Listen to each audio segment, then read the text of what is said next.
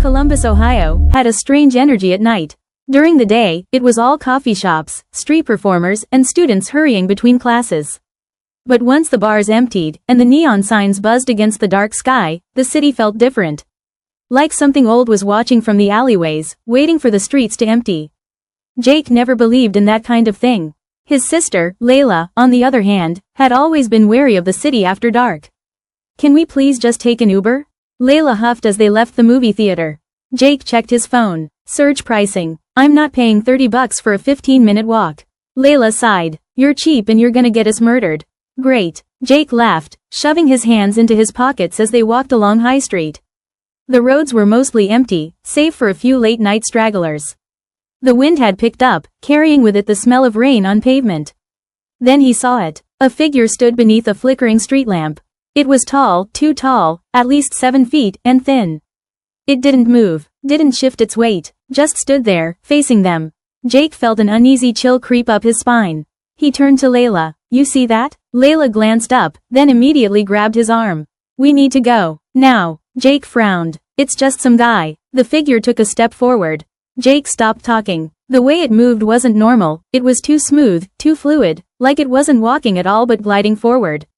The street light above it flickered harder, the buzzing sound growing louder, like static from an old TV.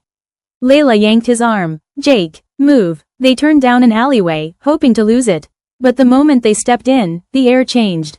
Everything went silent. The hum of the city disappeared. No cars, no wind, not even the sound of their own footsteps. It was like stepping into a vacuum. Then came the whisper. "Not supposed to be here." Layla gasped, her grip tightening on Jake's sleeve. They turned. The figure was in the alley with them. But it wasn't standing, it was crawling toward them. Fast. Its limbs bent in unnatural angles, too long, too sharp. Its face was a void, no eyes, no mouth, just a hollow darkness that seemed to pull the air inward.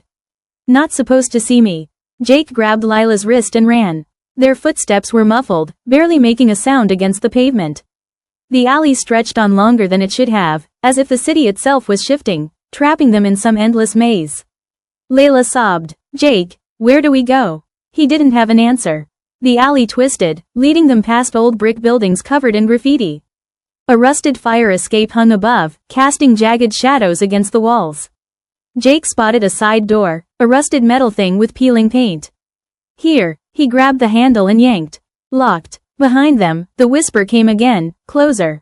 "Not supposed to leave." Jake rammed his shoulder into the door.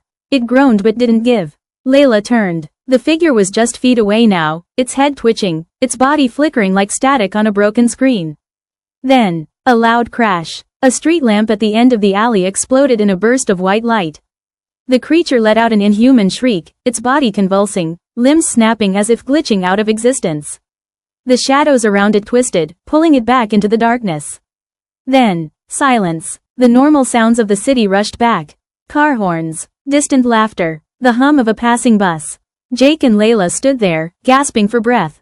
Layla wiped her face. What was that?" Jake shook his head. He had no words. They staggered out of the alley, back onto High Street. The neon lights were still buzzing.